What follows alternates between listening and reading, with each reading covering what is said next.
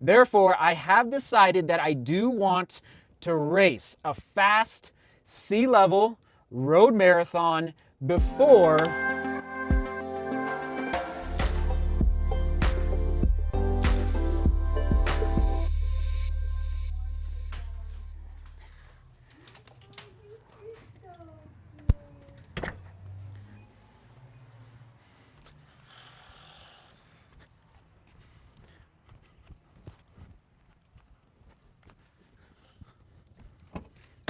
There it is, there it is. How'd you sleep last night? That was yesterday's vlog talking about sleep. I hope you slept well. Oh man, I slept pretty well actually, so that's a good thing. Today we are packing up for the mountains, getting ready for that mountain race on Sunday. So I gotta go run some errands before hitting the road tomorrow morning. Our showers stopped working, like the water won't come out of the shower head, so I gotta go get a new shower head and go check the P.O. box. Oh man, all that good stuff. Oh yeah, and of course, yes, let you know what my next road marathon is going to be. All right, everyone, so it's just a big day. It's a big day, you know, making decisions for the future, obviously keeping in mind that the future is uncertain, and that's okay too. But you got to prepare for the future, have backup plans to the backup plans is my approach in 2020, as I think it is for many of you out there. Okay, I think we'll go P.O. Box first. P.O. Box first.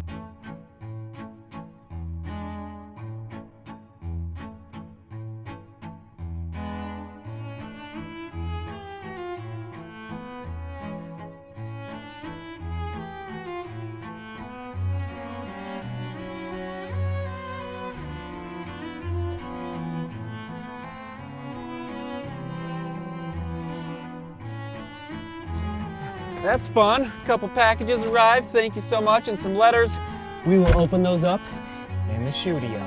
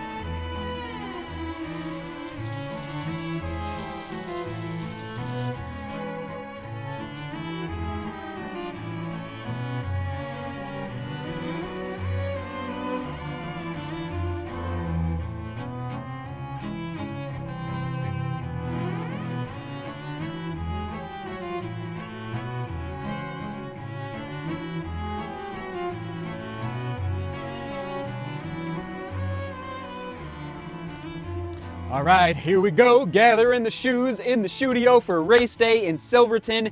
And as you can imagine, road racing, so much different than trail racing with respect to the conditions of the surface that you're gonna be running on. And so my little tip of the day is pack different options depending on the conditions of the trails. Whether the trails are really, really rocky, whether the trails are really, really muddy. And yes, that was a lesson I learned in Argentina. I learned it before that, but frankly, I thought for sure, actually these are the Sense 8s right here, I thought for sure this 6mm lug depth on the Sense 7s that I wore last year would be enough, but it rained. It rained for about, I think it was like 12 hours the day before, and then even that night before the race, it just kept raining and raining. And it did let up right before our race started, but the trails were very, very muddy. Here's some shots of the trail. Like, it was just a really tough conditions to race in. Therefore, I wish 100% I would have packed one of these Innovate options with 8mm lug depths, but I didn't do that, and I do regret that shoe choice. So for Silverton, and it's crazy, that was my last race in Argentina. As I keep saying, my brain can't quite process that. So therefore, for Silverton, I'm packing the Hokas, I'm packing the Innovates. I'm even going to pack the EVO Speed Goats that are down there. So just some different trail shoe options that I would feel comfortable in a race environment, depending on the conditions of the trails. Okay, let's go lay everything out. Here we go. Come on.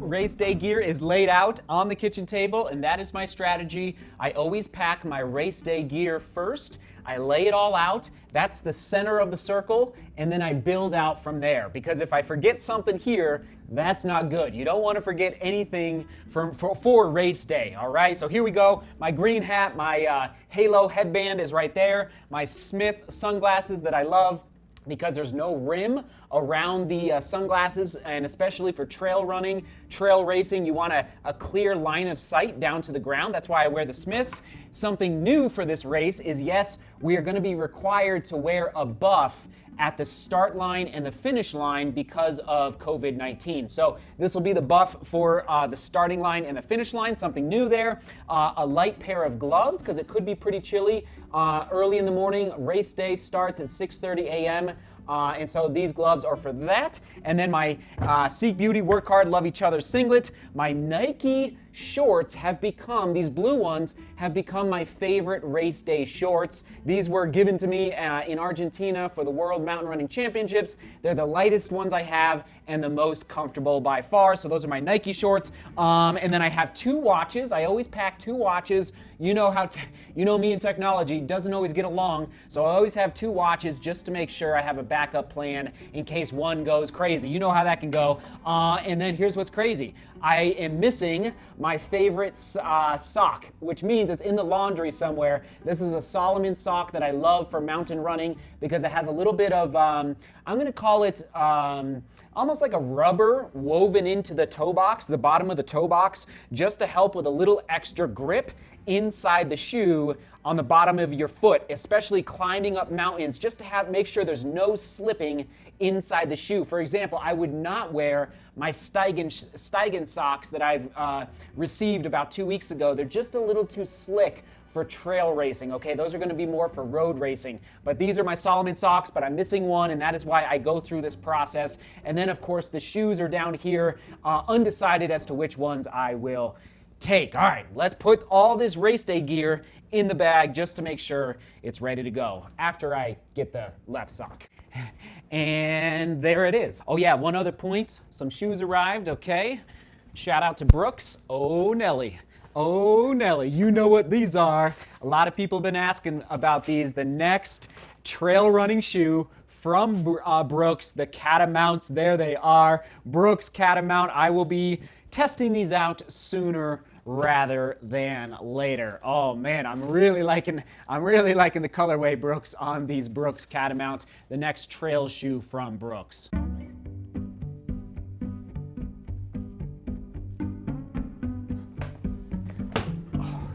Let the registration begin. How was soccer camp? Good. You got a little Chick-fil-A to celebrate soccer camp? Yeah. They're crushing soccer camp right now. You know, it's really hot out. Nice. 3 hours every day. 3 hours every day. Papa's just registering for his next marathon. Can you believe it? Okay, here is the update on the next road marathon race. And actually, let's do it right now. Question of the day.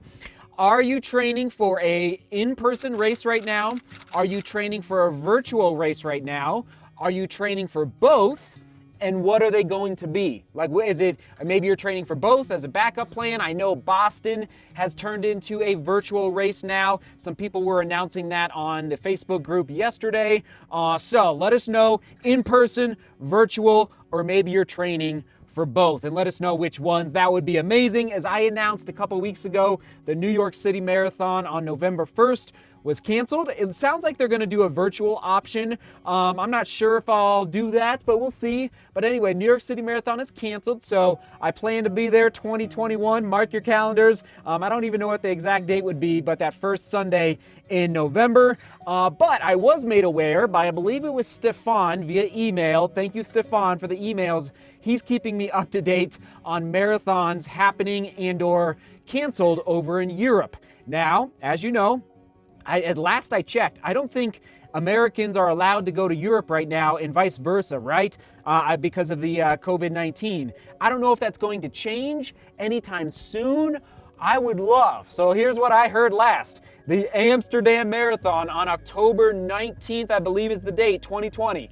What I wouldn't give to go back to Amsterdam and have another crack at the, not as like, I guess a little bit of like a redemption on learning, so that was my first road marathon, just learning from that experience and applying it 1 year later.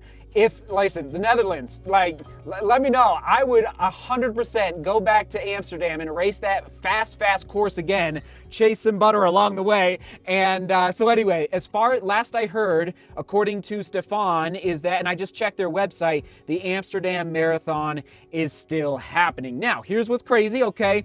So August is the Pikes Peak Marathon. It looks like September and October in my racing schedule is going to focus a little bit more on mountain and trail racing, okay? So here's a crazy thing. Solomon is putting on basically a world championship race in the Azores, which I believe is part of Portugal. It's a chain of islands off, in the Atlantic. The Azores, hopefully I'm saying that right.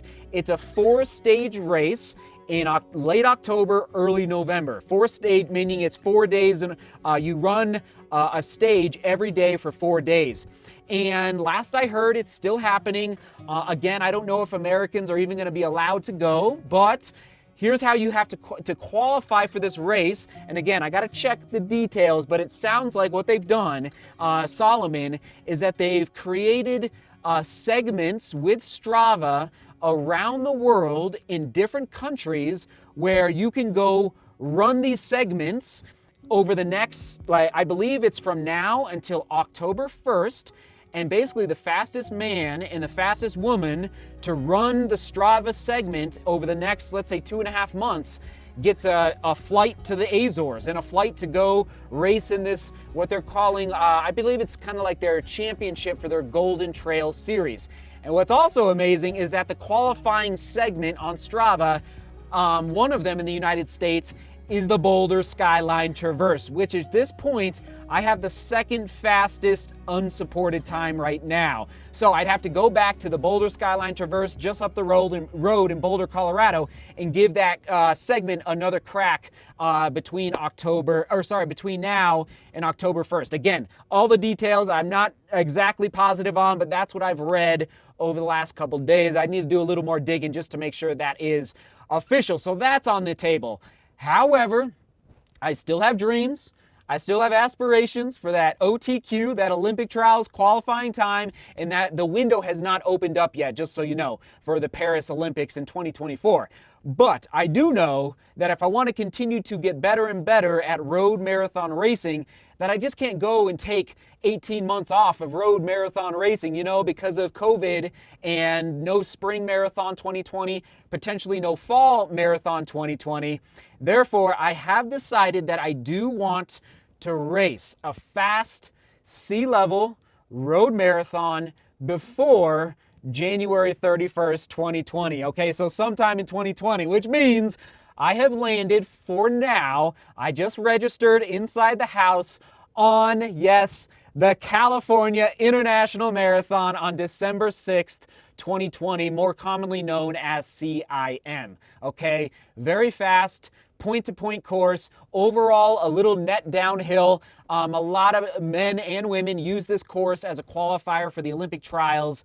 And that's it, man. That's what we're going to rock and roll. If it happens, obviously everything's up in the air in 2020, and we just have to stay flexible, listen to the authorities, and keep hoping that things are going to pan out in the next 6 months for racing again. And all of you sharing your ideas down in the comments. Maybe you're looking for a race in your neck of the woods, and maybe you can pick up some ideas down below. But for me, Pikes Peak Marathon, Azores potentially, CIM, maybe Amsterdam. Honestly, like, I don't know. Like, man, I would do anything to race. Like, I would love, first of all, Amsterdam is an amazing city, but I would love to go back and just apply the lessons from a year ago to Amsterdam again. So anyway, we're gonna call it there. Thanks for being here. Thanks for watching. I'm off to the mountains in the morning, and we'll see you on the flip side, okay? Oh, thank you again for the letters. Thank you for the coffee. That's amazing. Onward and upward. Keep buttering that bread. We'll toss it back, yes, to the Amsterdam Marathon vlog. In case you haven't seen it, my first marathon right there, right there. Keep working hard. Keep working hard, everyone. Woo! Seek beauty, work hard, and love each other. See you tomorrow.